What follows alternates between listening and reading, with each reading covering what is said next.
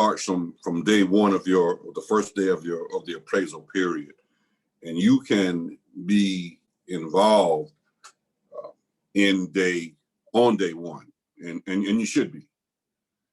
So what we encourage you to do, and we're going to talk about those things, but one of the things that we hear a lot when employees come to us with an appraisal issue, and we start talking about the work and things that you all can or should have done, one of the first responses that we get is, I just don't have time.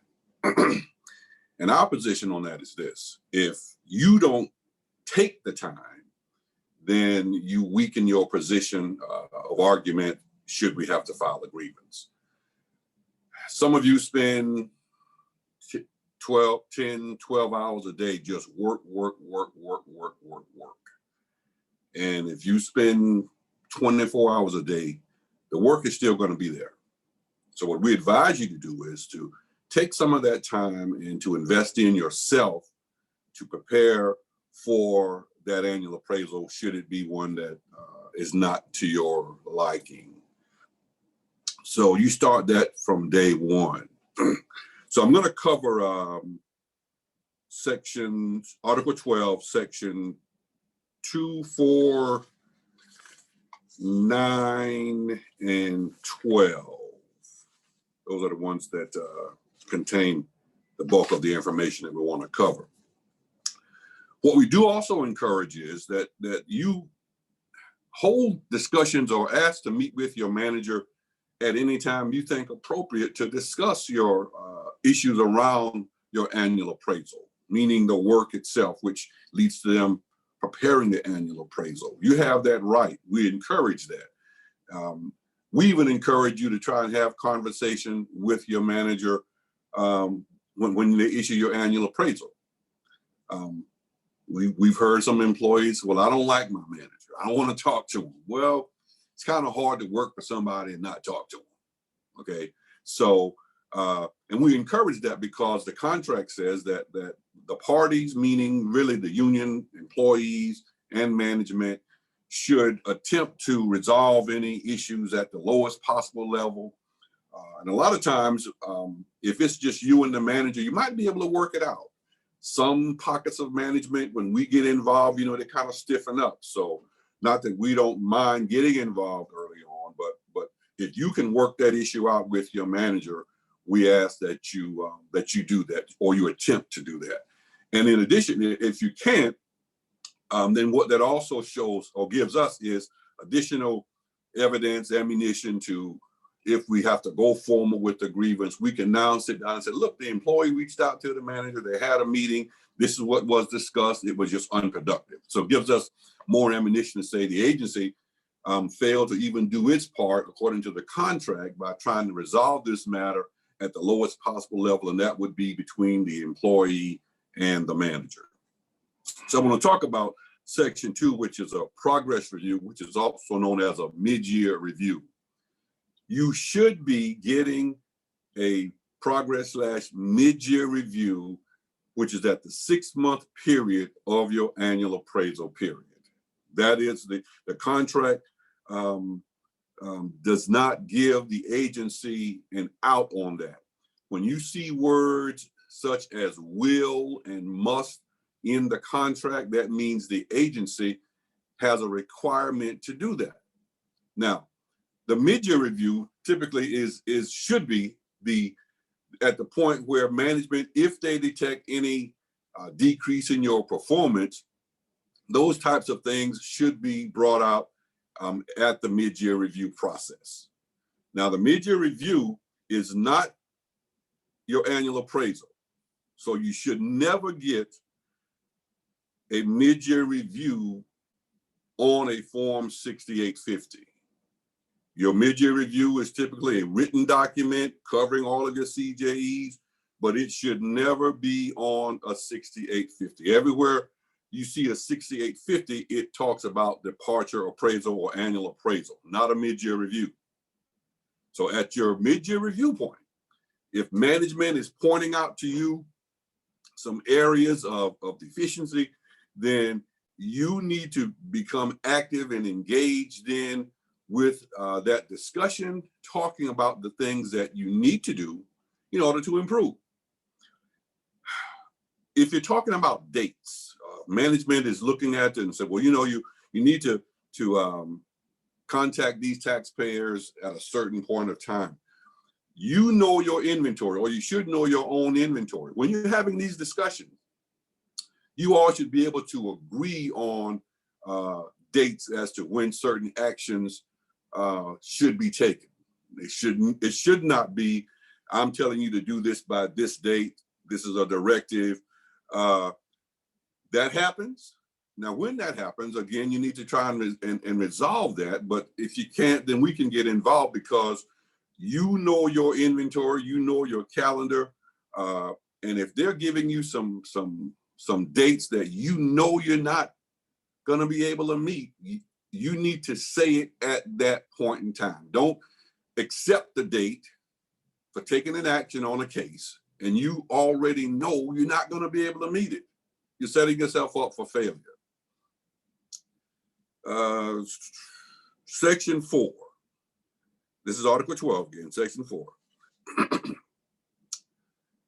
If your supervisor... I have a question.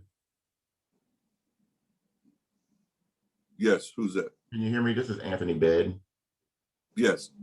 Concerning the mid-year, I know based on the contract, it states that the manager is supposed to, for your first 6 months, be observing your work performance so they can meet with you for your mid-year. But I don't see it nowhere in the contract where it states that we are required to submit a self-assessment. The last I checked that contract, it just stated that we was not required to do that for a mid-year. You're not. There's no requirement. If what you can do, if you issued a mid-year review that you disagree with, you are entitled to do a rebuttal to that mid-year review. But there's no contractual requirement that you submit a self-assessment for a mid-year review. That's correct. Okay, thank you. I just needed clarity on that, sir. Thank you so much. No problem. Excuse me. Performance appraisals. If your manager departs from his or her position, they are required to issue you a departure appraisal. Now, depending upon the timing of it, if it is within the last 60 days of your annual appraisal, that departure rating becomes a rating of record, meaning your actual annual appraisal. If it's within the last 60 days of your annual appraisal period and your manager gets another job somewhere, they're required to issue a departure appraisal, which actually will become your annual appraisal. If their departure is not within the last 60 days, they still have to do that departure. And then your new manager, when your appraisal becomes due, then they should use that same document that your departing manager issued you to help them prepare your actual annual appraisal. Excuse me. Now, if it's not within the last 60 days, you cannot grieve that departure unless it's used to harm you. If they take you off of telework or something like that, then you can grieve it at the time you get it. You don't have to wait until the actual end of your annual appraisal period. But if it does not harm you, then you can't grieve it. You probably... Yes. If the manager does not submit the departure rating? Well, you need to, whoever the new man, if they're still there, you need to make the inquiry. If they have already departed, then you need to raise that question with the new manager, because you are entitled to one. I did. Okay. And what happened? I think after 6 months that she was gone, she finally did it and just backdated. I think it was backdated. I got to go back and check, but she didn't submit it timely, basically. Well, that's illegal to backdate. So we need to talk about that offline. Understood. Thank you, sir. Okay. Now, let me say this. Excuse me. It is important that you know what your rights are. So what we advise you to do, it's worth, when you get home, get you some warm milk and some cookies and take your contract and read, especially Article 12, and become familiar with it. It's very important. You need to know what your rights are. We can represent you. We can research the contract, but to me, nothing is more powerful than when you let them know that you know. And you don't have to bring us into the equation when you're sitting down trying to have a conversation with them about what your rights are. Oftentimes I've seen that work because they get startled when they realize you know more than they think you know. So I would advise each of you to take some time and become familiar with this contract, especially Article 12, so you know what your rights are. Excuse me.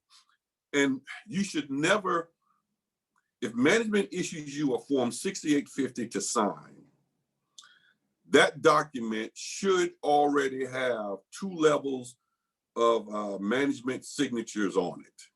You should not get a 6850, be it a departure or annual appraisal, and them asking you to sign it, and they don't have a signature and a date on it. That is an incomplete document. So if you issue that document and there is no signature on it by them first, because they're issuing it, you should inquire as to why they have not signed that document. Let's see.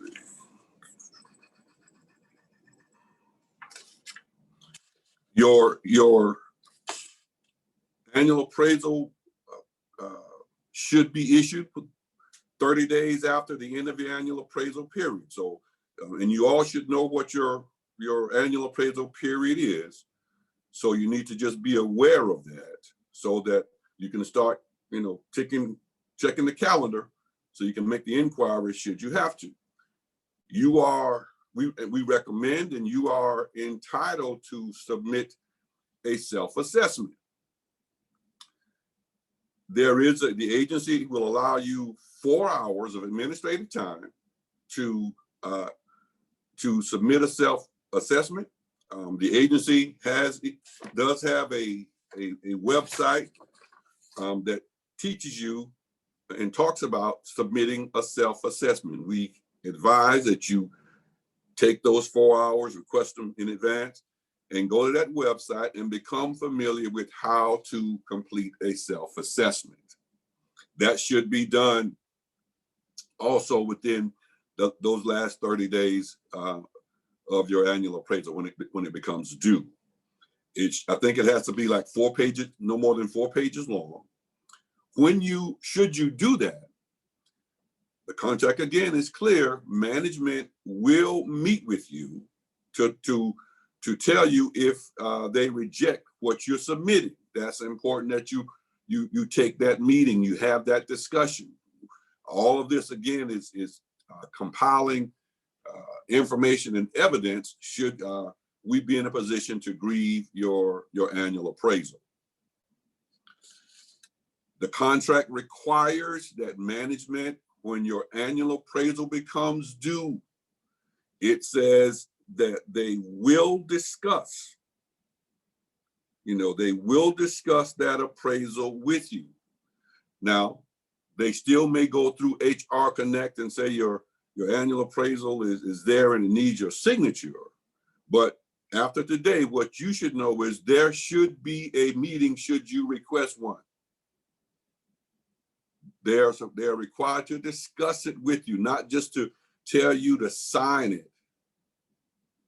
If they don't offer that, then you need to remind them of that if you want to have a discussion with them about your annual appraisal.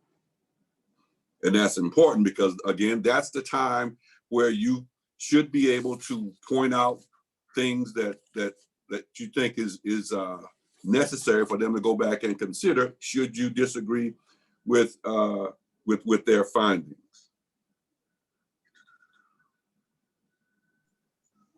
Let's see. Question, just for clarity. If they do not meet with you to discuss your annual appraisal, you have to request that for them to meet with you with it. Now, if you agree with the annual appraisal, you're good to go, correct? Right. If you agree with it, you don't want a meeting. If they offer, you can decline. But they should offer. They should ask for a meeting. Oftentimes they don't, but you are entitled to a meeting to discuss. So if they don't offer it and you ask for it, and they tell you no, then they violated the contract because you are entitled to a meeting. Thank you, sir. Mm-hmm.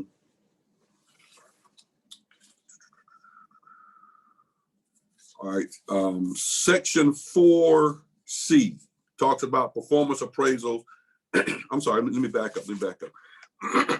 Sorry. If you are issued an annual appraisal and if it's been more than 180 days since the issuance of the annual appraisal, and you've had a mid-year review, and on that mid-year review, management has cited you as improving,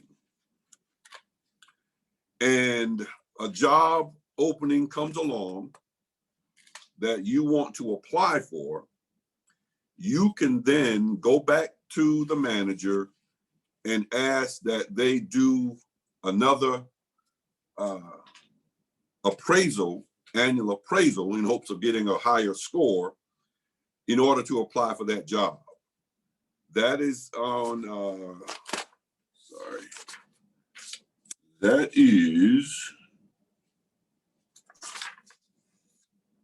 is Article 12, Section 4.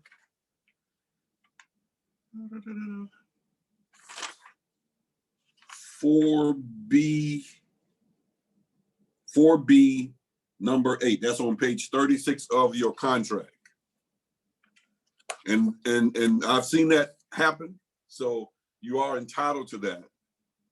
And then what the contract says about that is that if you have met all of those prerequisites, in other words, it's, you got the annual appraisal, it's been more than 180 days, there was a mid-year review, and the mid-year review indicates that the employee is performing at an overall rating level higher, again, than the one that you currently have. So you're showing improvement, but you're still between that annual appraisal and your next one that it becomes due. If you are showing improvement and it's been 180 days and that mid-year review reflects improvement and a job offer comes along, you can go back to the manager and ask that they do an annual appraisal to reflect the improvement that they cited at the mid-year point. Understood? That can be very beneficial and could be the difference between your getting the job. All right, Article 12, Section 4C, excuse me, talks about the performance appraisal being fair and objective, and it's supposed to look at a reasonable and representative sample of the employee's work. Now, you know your work. So it is up to you, if they are not, it is up to you to make sure that they are looking at a reasonable and representative sample of your work. And I use the revenue officer for example. Revenue officers work bal due cases, what's the other one? TDIs and TDAs, that's an old terminology. But within those bal due cases, there might be different categories that management looks at. They might look at federal tax liens, they might look at overage, they might look at statute cases. So if you use those three, and let's say you're struggling with overage, then management, when they do these reviews, they should not focus solely on the overage cases. That is not a sample of all of your work. They need to look at categories, if they're categories or work streams or workflows, whatever, however it is termed for your BOD, they need to be looking at all of your work. If they look at just the statute cases, then what they've done is they have then targeted a specific type of case to evaluate you on. That is a violation of the contract. 4C, 1 says, and this is on page,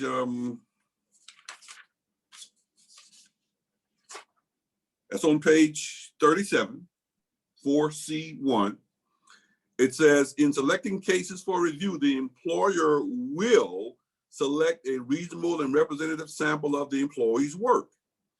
Where work is selected as part of a targeted review, the supervisor must select other non-targeted work in order to achieve an appropriately balanced and representative sample of your work. The employer will supplement the sample with a reasonable amount of work if submitted by the employee. You get the opportunity to submit your own work for them to review during your annual appraisal.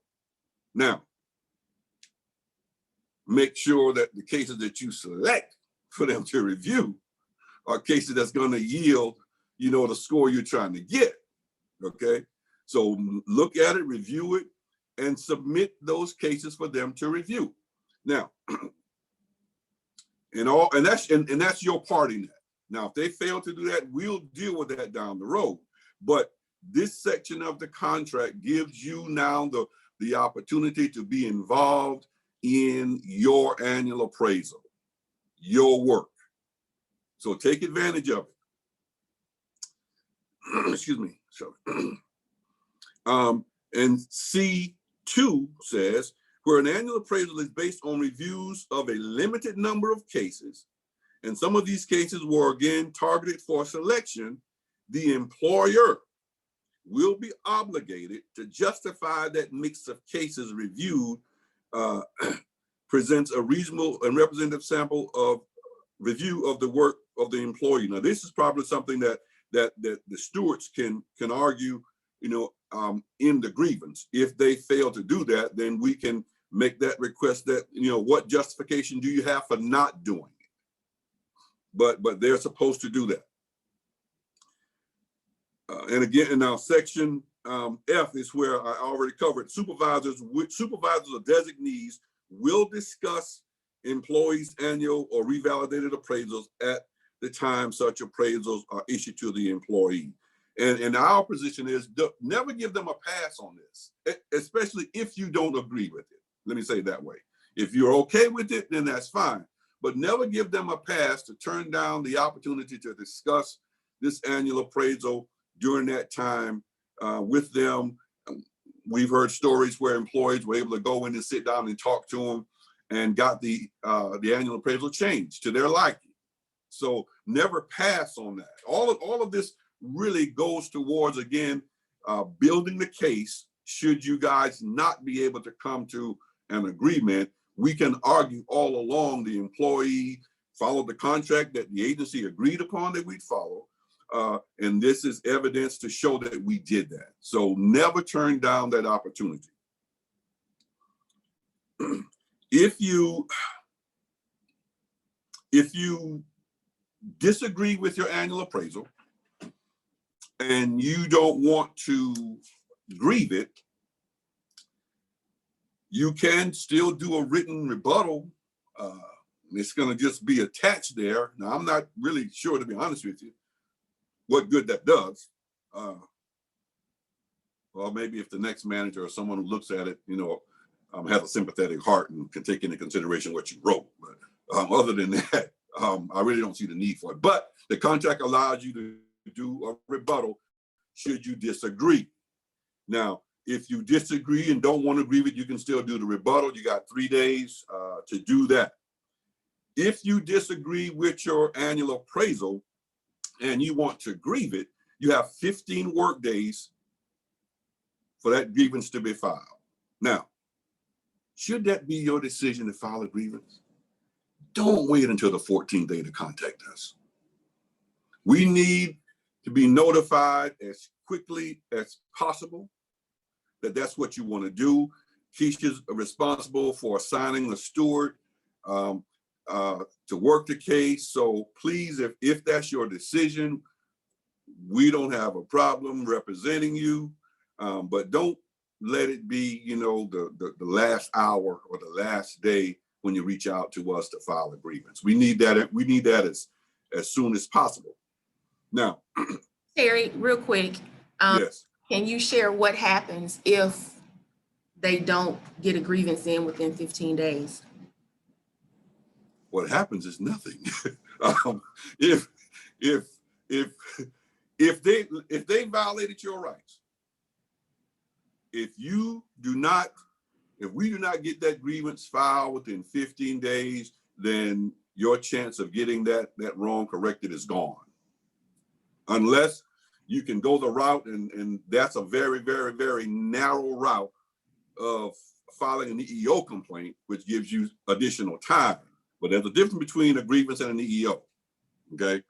The grievance process basically is designed to cause them to correct what they did wrong. And that's the area that we operate in as your union rep. So if you miss that deadline, it's over. There's nothing that you can do about that annual appraisal. And that can be very detrimental, especially if it's one that should have been grieved, or if it's one that's written that could come back to haunt you. Say it's minimally successful or unsuccessful performance. Then you've allowed them to now continue to go down that road of terminating you, when you could have had a fighting chance had we gotten the grievance filed potentially early on. So that's very, very important. If you don't remember anything else, when it comes to your annual appraisal and you want to grieve it, we got 15 work days to do it, but you don't wait until the last day. Thank you, Keisha. Mm-hmm. Thank you.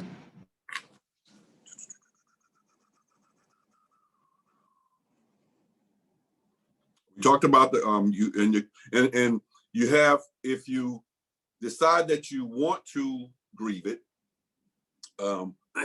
you have they'll give you 4 hours, up to 4 hours to do the written statement, and we can use those 4 hours to basically kind of talk to us, and you will be able to get some time after that if we file the grievance, but you are allowed or granted administrative time should you disagree with the annual appraisal.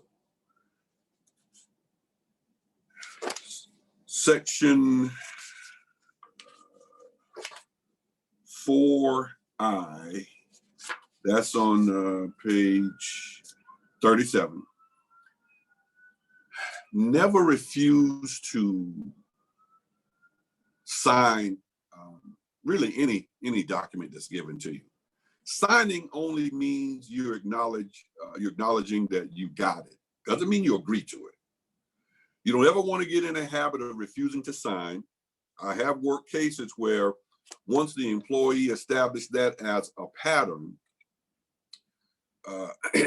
when I got the employee's EPF, every piece of document that they needed to sign was in their folder, stamped as employee refused to sign. Some documents the employee never laid eyes on. Now, we were able to get that reversed, but it was a battle. But the agency's position was, well, we have this email, or we have this document that says that Terry refused to sign, and that was his MO. Signing does not mean that you agree to the annual appraisal or whatever the document is. It just means you're acknowledging receipt of it. If signing causes you heartburn, then at least initial and date the document. Something needs to reflect that you saw it. So if you don't want to sign it, because we've had employees who just flat out says, I just don't want to sign it. But they were willing to initially. All right. So if you don't want to sign it, at least initial the document showing that you got it, but never get into the habit of refusing to sign the document.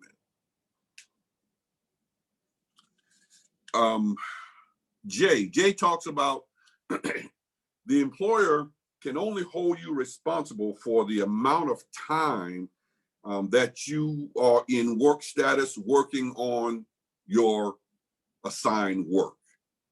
If you have collateral duties,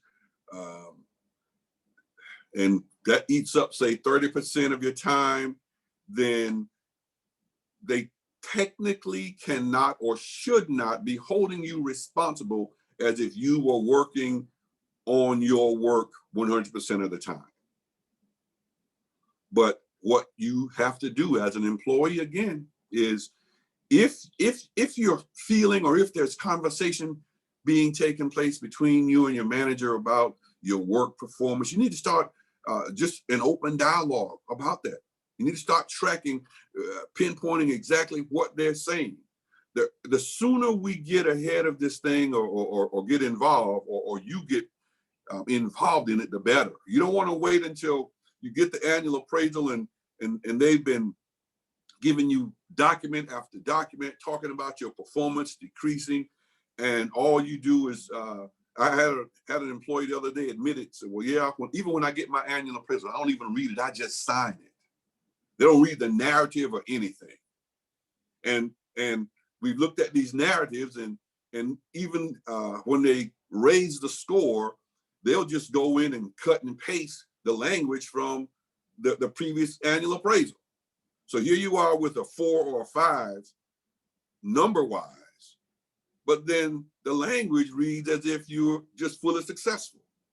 The two have to match according to the contract, and that's very important. So just please take the time to even read your own narrative when it's issued.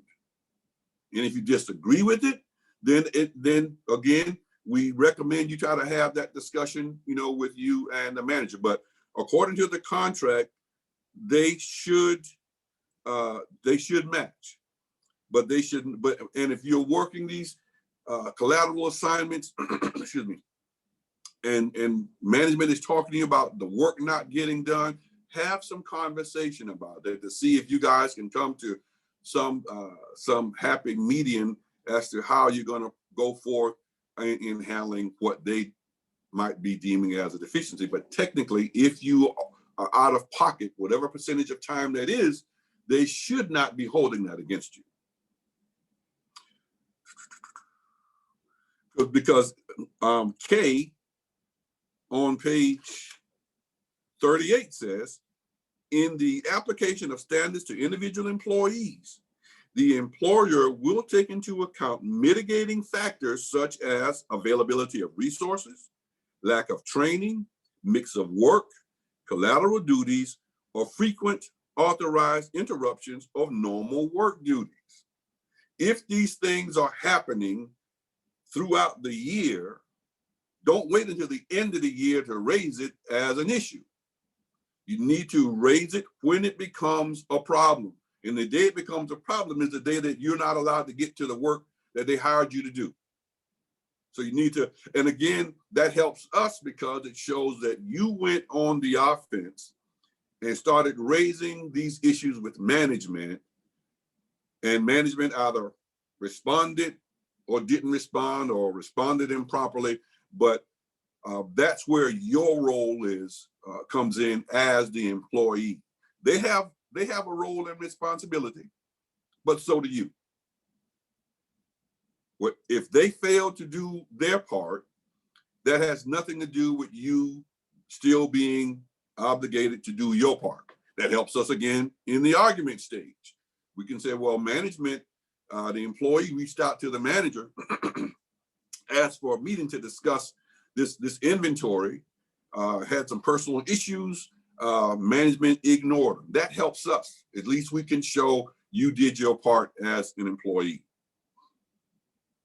And L talks about the monitoring of performance. It's supposed to be an ongoing thing.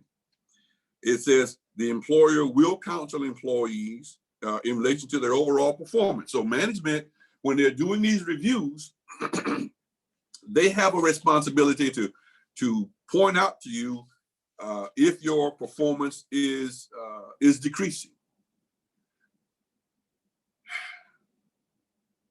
They also have a responsibility to do more than just point it out. They're supposed to make suggestions, provide you assistance, just a host of things. But again, you too, as the employee, once they place you on notice that your performance is declining, you got to step it up, just like the contract says they have to step it up. You got to get involved. You know, you got to be able to, that's an opportune time to talk about potentially some mitigating factors as to why your performance might be declining. You got to start these conversations again early on, and not, we can still argue them, don't get me wrong, at the end, but it makes it so difficult to argue at the end when this thing started in the middle. Even when the arbitrator or the deciding official looks at it, you know, they'll say, well, why didn't you say something? Now, when we won't come back with saying, well, you had the responsibility. Both parties have a dual responsibility, and this is your own career that we're talking about. If you are not more concerned than the manager, then that's kind of problematic. You got to be concerned enough about your own career to do what needs to be done when it needs to be done in order to try and preserve that. Excuse me. On page 38, all score performance appraisals must contain a written narrative justification of each score given beyond simply stating the standards have been met. Now, I highlighted the section that's important. However, if the supervisor decides to award a 4 or 5 in an element, and that same score or lower score was awarded the prior year, no narrative will be required. Now, we just talked about narratives a few minutes ago, but in this section, it goes on to say, in these instances, the employee may prepare a narrative summary.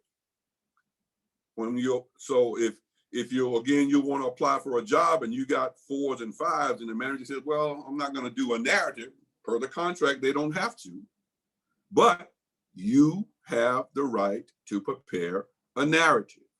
Now that gets back to that. If you've taken the employee-based self-assessment course and it tells you how to do it, then it shouldn't be no problem at all, and you're whipping out a narrative to have it attached to that annual appraisal if you want to apply for a job. Okay. Revalidation. The employer, per the contract, they can revalidate your annual appraisal as many times as they want. But you still have the right now to grieve it if you do not agree with the revalidation. And I know some employees, they've had their annual revalidated for like 5 years straight. My question to them is, why'd you wait that long? But nonetheless, if you believe that you have improved in your performance and they revalidate your appraisal, we get back to the section that allows you to submit your self-assessment. You can submit additional cases. So yes, they can revalidate as often as they like, but you also have the right, again, on these other sections that we just covered, to submit additional cases and to grieve that revalidated appraisal.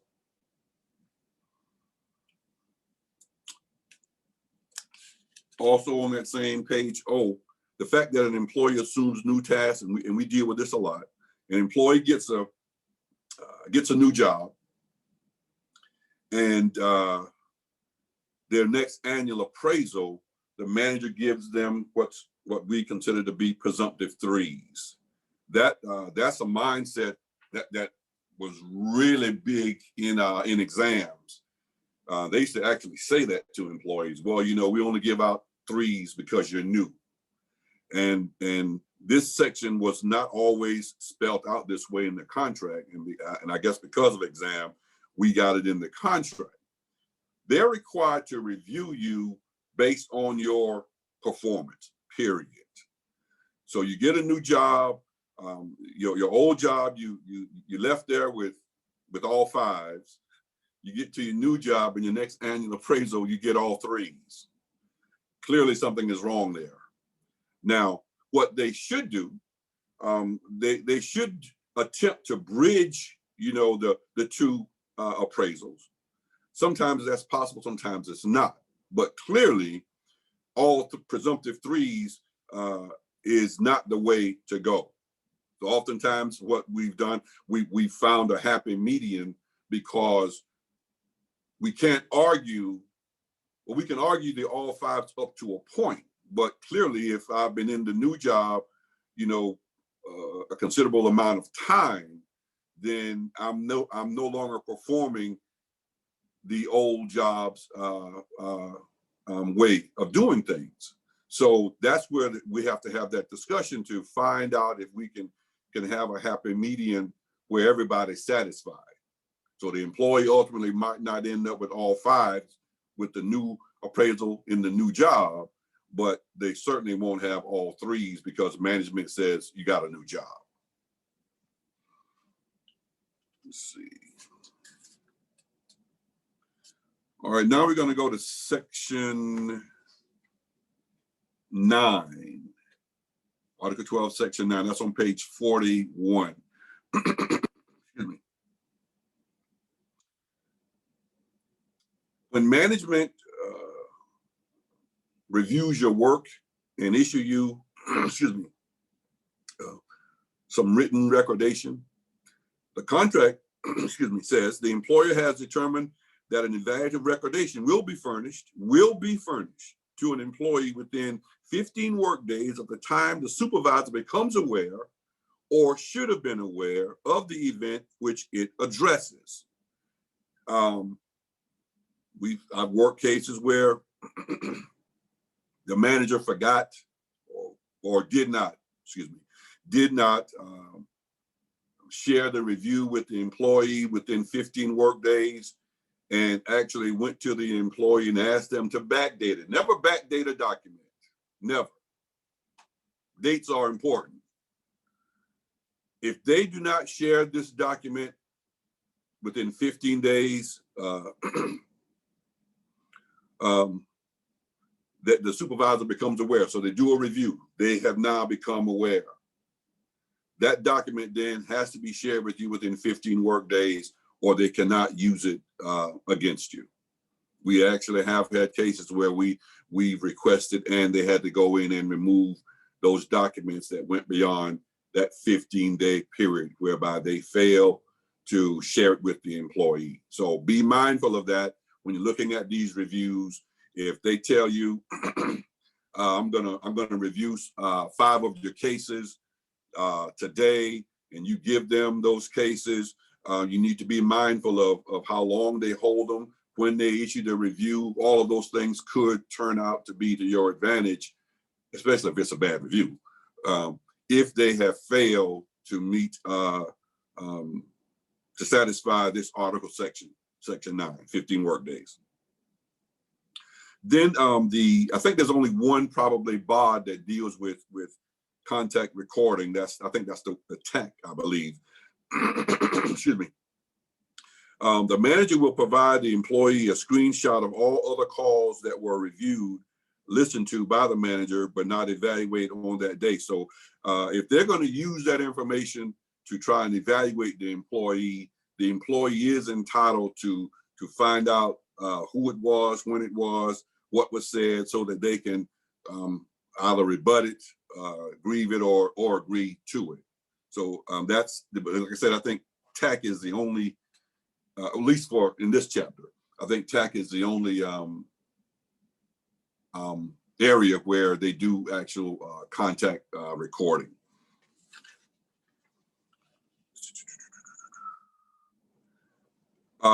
Embedded quality, section 12. I know revenue officers and revenue agents are under embedded quality. I'm not sure, I'm almost sure all of the BODs are not. I know the agency's goal or mission at one time was to put all of the different BODs under embedded quality, but I don't think that has taken place. Keisha, are you all on embedded quality? Keisha? Greg, are we on embedded quality? No, I mean LB9. LB9 is? Oh, if SBSE agents are, then I assume we are too. I don't know. I can't say yes or no to that. Tavis, you're here. Tavis, are we?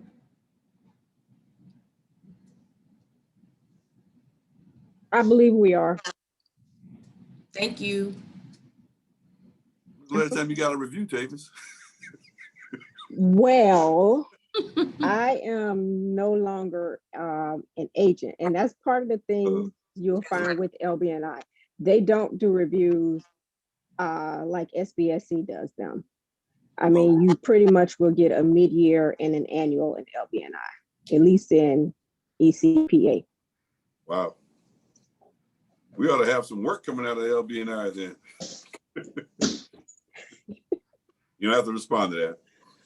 But under embedded quality, quite a few things.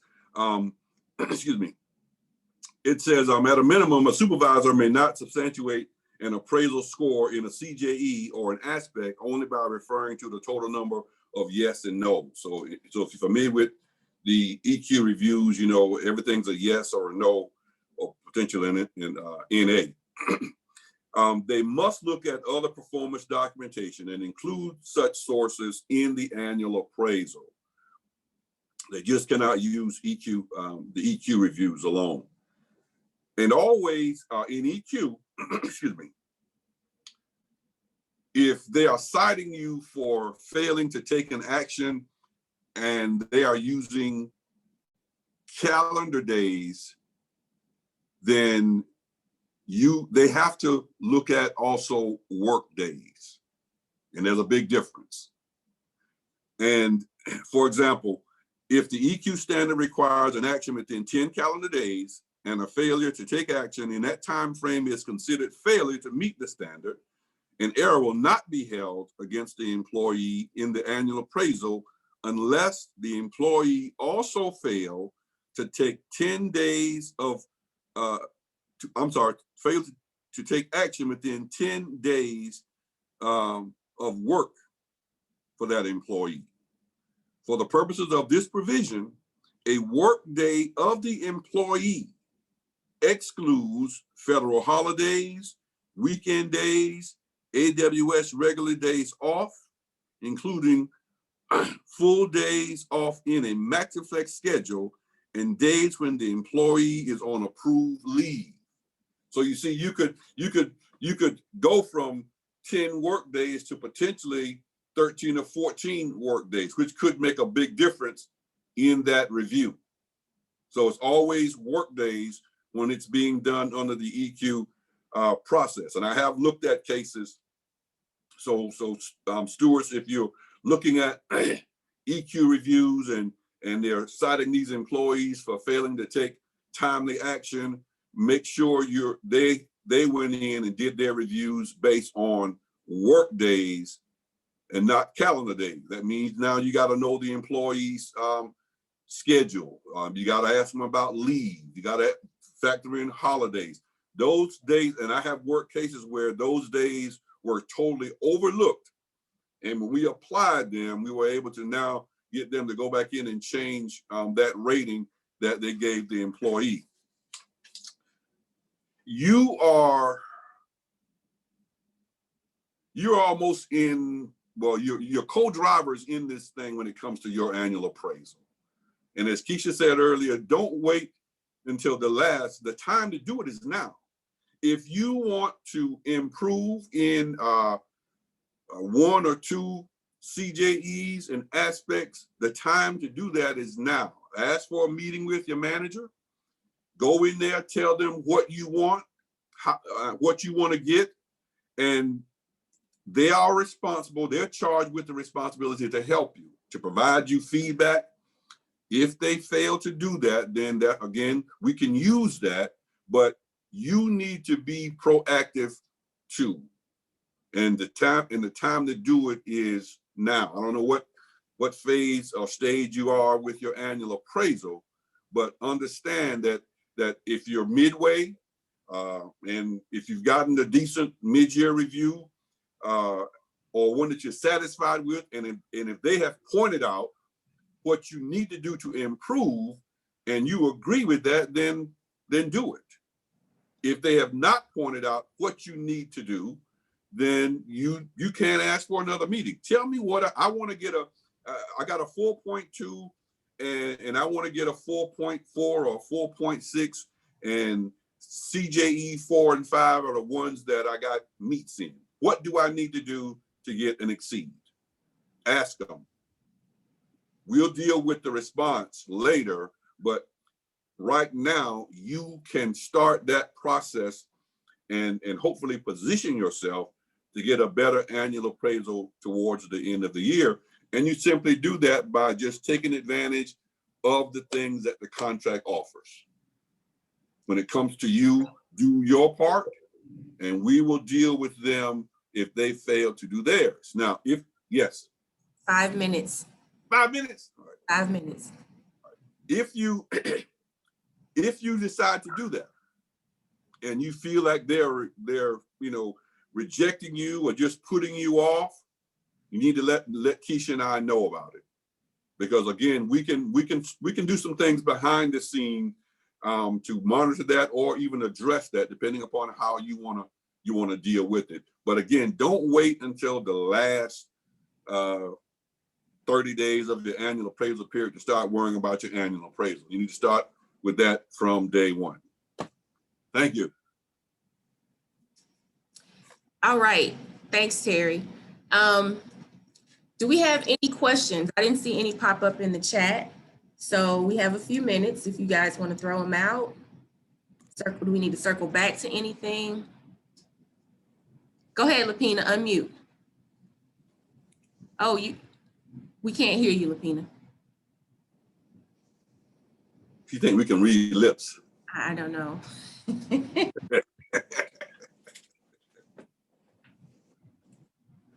Write a sign. I have a question. Go ahead, Tavis. Okay, I just want to clarify when a departure is done and it's in the last 60 days.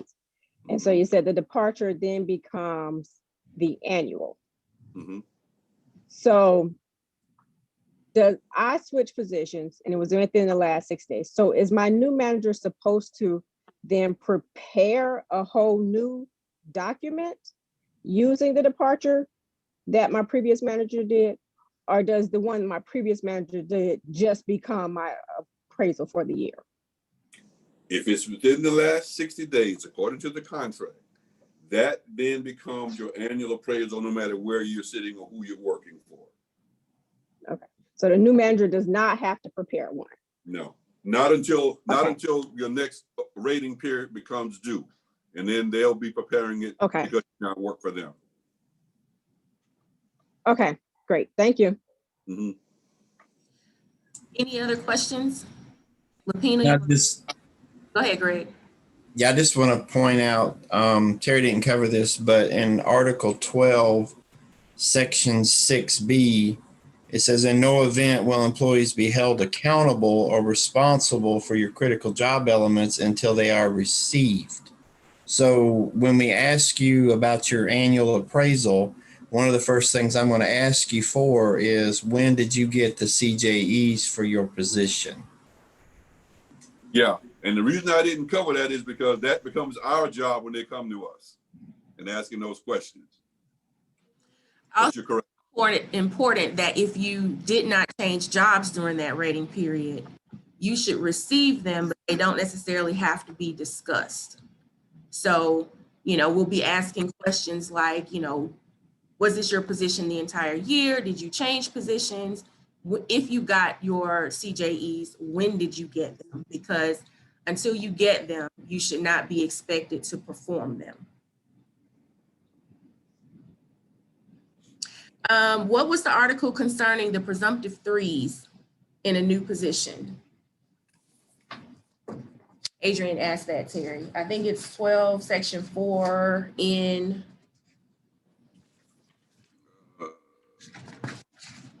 Hold on a minute. No, Article 12, section 4, oh, 4, oh, 4J. Hold on a minute. page 38, bottom right, section O. So let's, I'll put that in the text chat. Okay, thanks. Anything else? Lapina, check your technology.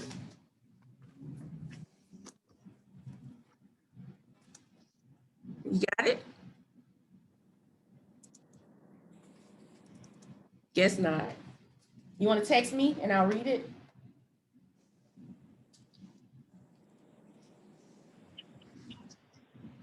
Lakeisha and Terry, I have a question. This is Janice. I have a question to ask you all. Mid-year, it doesn't have a CJE score on it, right? Correct. It does not. Okay, if mine's improved, so, but it's still the same ones checked. And my manager, he's getting ready to leave, and he had emailed me and said, I wanted to up your eval before I leave, but now I'm leaving, so I ain't gonna have time. He's leaving now, and my eval is not due until the end of June. My new manager, can she do anything about it? I just go by the departure.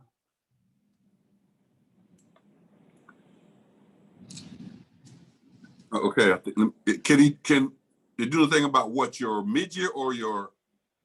My annual when it comes up. No, okay, if it's not within the last 60 days, then you're still due a departure now. Uh-huh. So that manager, if he wants to leave you in good, with a smile on your face, he can write that departure any way he wants to. Now, okay. And then when you go to your new manager, when your annual becomes due, your new annual appraisal becomes due, then they have to use that departure appraisal that your old manager gave you to assist them in preparing your new annual appraisal. Okay, but I could still, if he doesn't improve, he has on there, I really improved. So, but if he doesn't change it, I could still rebut that, right? The departure. Yeah, you can still rebut. Yeah, you can still rebut the departure. Yeah. Okay. Oh, okay. Okay, thanks. Mm-hmm. Hi, I'm sorry I missed the beginning. I don't know if you addressed this. This is Cecile. When we write our own self-assessment, are we given some administrative time to write our own self-assessment for the annual appraisal? Yeah, you're allowed up to 4 hours. Thank you. Okay. And there's a web-based tutorial out there on writing those. I do recommend anyone who wants to write a self-assessment, request the administrative time to take the web-based tutorial. Where's the tutorial? I knew you were going to ask me that. Of course. Go to the IR page and do a search. Yeah, I don't know exactly where it is. Yeah. Go do a search on the self-assessment. It'll take you there. Okay, thank you. Okay, you're welcome. Okay, Lapina, I'm not quite sure I get your statement. Is it a statement? How important it is for you as an individual?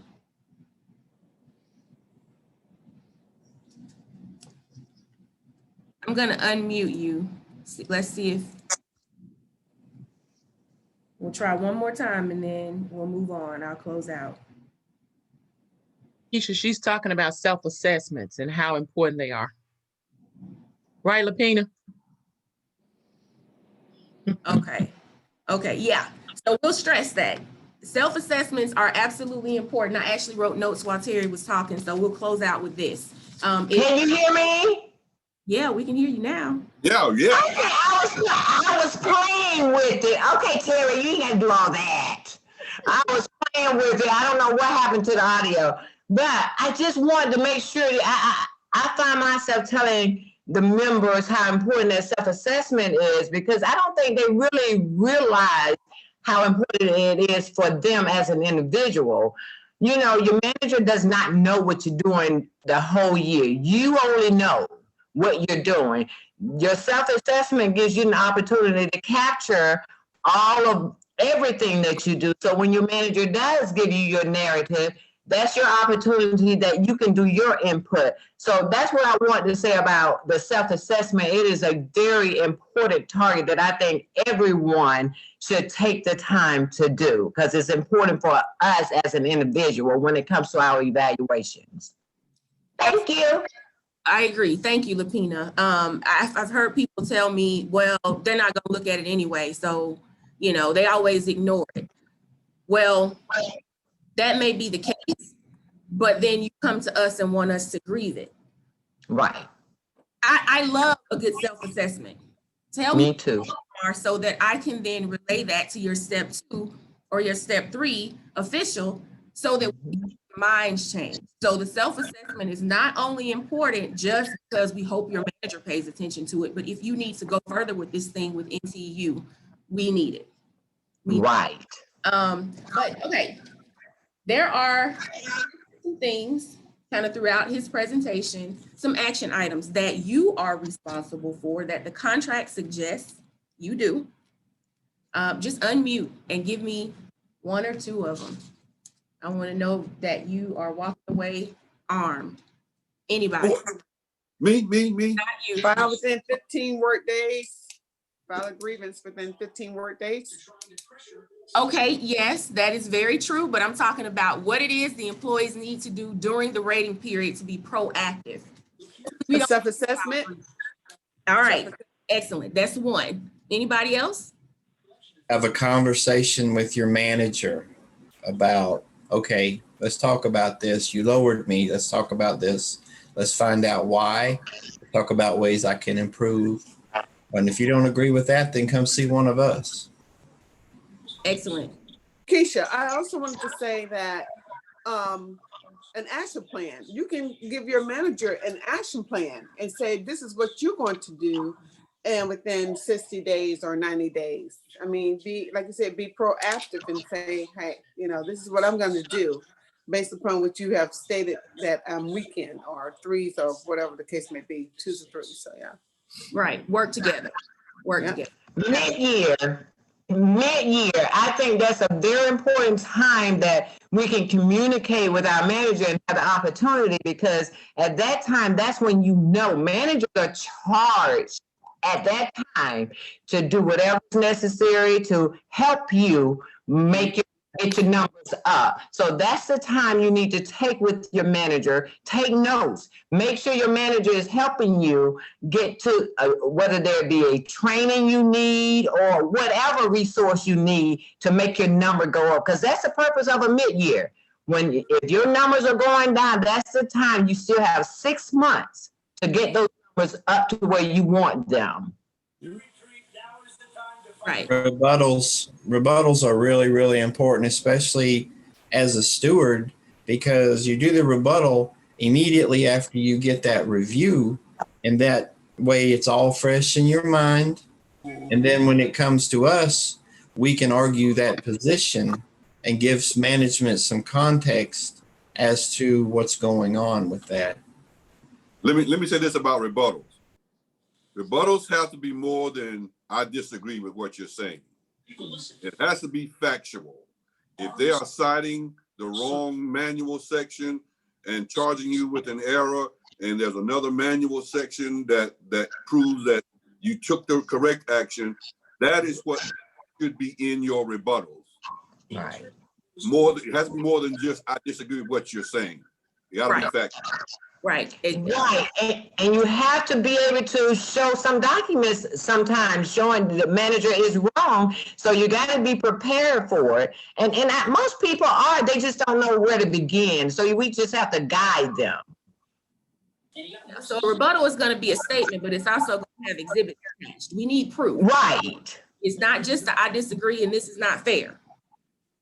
And not your word against theirs. Right, right. So make sure you rebut timely as well. You know, I have had people come to me and want to rebut something they got 6 months ago. On January 6th. Your memory is not going to give you a sufficient rebuttal, and those tend to be pointless. So rebut when the information is fresh. And you have 4 hours to do that. A reasonable amount of time.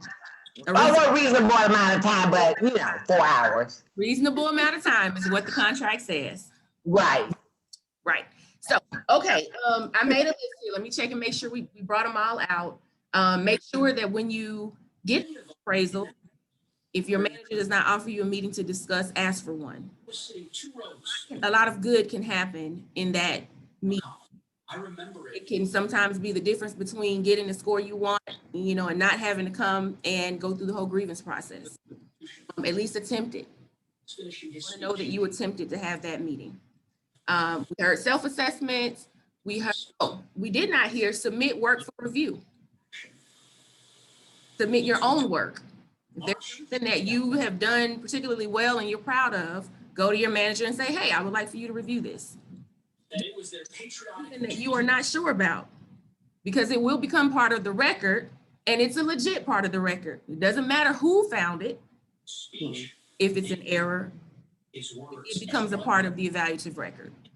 So with that being said, be very sure about what you're asking for review, but we definitely encourage you to submit your own work for review. It can only help. And that's it. So any more questions or comments from our guests? Now, our guests. Thank you, Terry. But we need more time for this one. This one is a big, big one. So you might want to do a phase 2 on this, part 1 and 2 again. Because it can go, we can really stay on this phone a long time. I mean, on this Zoom a long time asking questions. We could.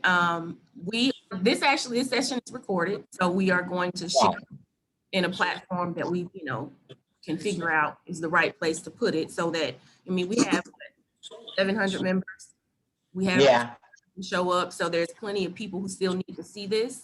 And we'll go from there. But we do plan on having future lunch and learn, so you guys please stay tuned. When you see the emails, make sure that you RSVP.